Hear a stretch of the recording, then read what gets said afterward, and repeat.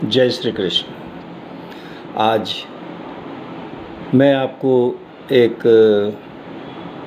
बच्चे की कहानी सुनाऊंगा। छोटा बच्चा जो गांव देहात से शहर में आया। यहाँ उसका कोई दोस्त नहीं था। उसने अकेले रहा। 6-7 महीने बाद उसके दोस्त बनना शुरू हुए। उस समय वो 13 साल का था। पानी में तैरने का उसे बहुत शौक़ था और इसी शौक़ के चलते वो जब अकेला था, दोस्ती वगैरह शुरू नहीं हुई थी क्योंकि वो देहाती था, देहाती भाषा बोलता था। तो शहरी बच्चों में उसको थोड़ा सा ग्लानि महसूस होती थी या शर्म सी महसूस होती थी, तो वो अकेला रहता था। क्या हुआ कि छुट्टी के दिन साइकिल लेके वो चल पड़ा, चलता गया। शहर से बाहर दूर एक तालाब था बड़ा सा। वो तालाब को देखा, उसके मन में लहरें उठी, तैरने के लिए जी मचल उठा। अगली बार वो छुट्टी के दिन फिर साइकिल उठाई, टॉवेल लिया, कपड़े लिए और चल दिया उसी तालाब की ओर।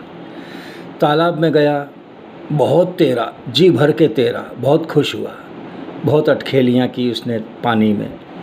इस पार से उस पार तालाब में गया, वापस आया, फिर गया, फिर वापस आया।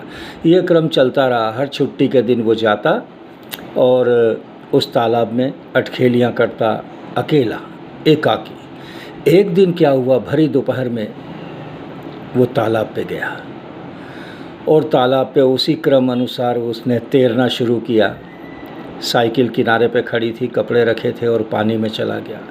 इस पार से तालाब के उस पार चला गया। तालाब करीब 5 किलोमीटर से ज़्यादा था और वो 13 साल का बच्चा तैरता हुआ उस पार चला गया। उस पार से जब लौट के आ रहा था, रास्ते में दुर्भाग्य से या सौभाग्य से, जैसे भी, सिंघाड़े की जो बेलें होती है पानी में या दूसरी जो झाड़ियाँ होती है, वो उसके पैरों में उलझ गई।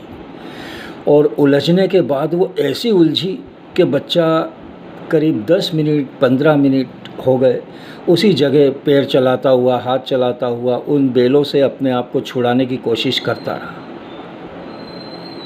नाकाम रहा, कामयाब न हो सका, सफल न हो सका।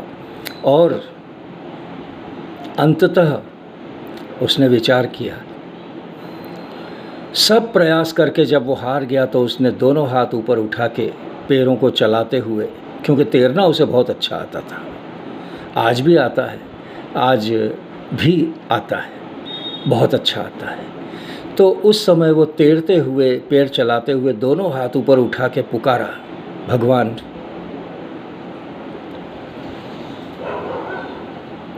आज बचा ले, आज बचा ले, नहीं तो मेरे पिताजी कहाँ कहाँ ढूंढेंगे मुझको। कोई बता नहीं पाएगा कि उनका बेटा यहाँ जल समाधि में। तब पुकार सुनी ईश्वर ने और वो बेटा उस जाल से, उस झाड़ियों से ऐसे छूट गया जैसे किसी बच्चे को पजामा उतारा जाता है, और बिल्कुल उतर गया।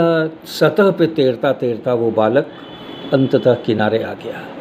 किनारे पे आके तालाब की तरफ बैठकर उस तालाब को देखकर वो रोया और तालाब को प्रणाम करके पैर छू के वापस आ गया। फिर उस तालाब पे कभी नहीं गया।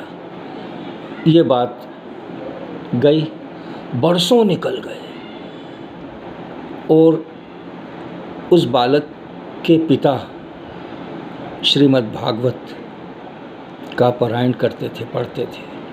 जब वो पिता न रहे तब एक दिन उस बालक ने, जो अब युवा हो चुका था, उसने पूजा करते हुए उस महाभागवत पुराण को देखा, उठाया और पढ़ना शुरू किया। देव योग से, पितृ कृपा से पढ़ना शुरू किया। और उसमें जब एक वृत्तांत आया ग्रह गजेंद्र का, क्या बताऊं, बालक ने कहा, यह घटना तो मेरे साथ पूर्व में ही हो चुकी है, जब मैं 13 साल का था।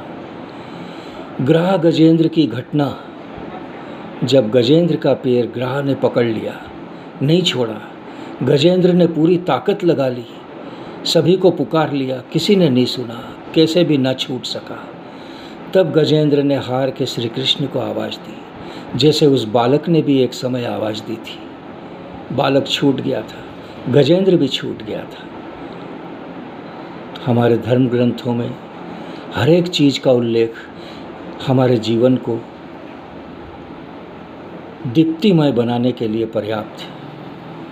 हर एक चीज़ का, हर एक सवाल का, हर एक प्रश्न का जवाब आपको हमारे धर्म ग्रंथों में मिल सकता है। बस उन्हें छूने की, उनमें झांकने की, उनको पढ़ने की सख्त ज़रूरत है। बस आज इतना है। जय श्री कृष्ण, जय श्री कृष्ण, कृष्ण ही कृष्ण।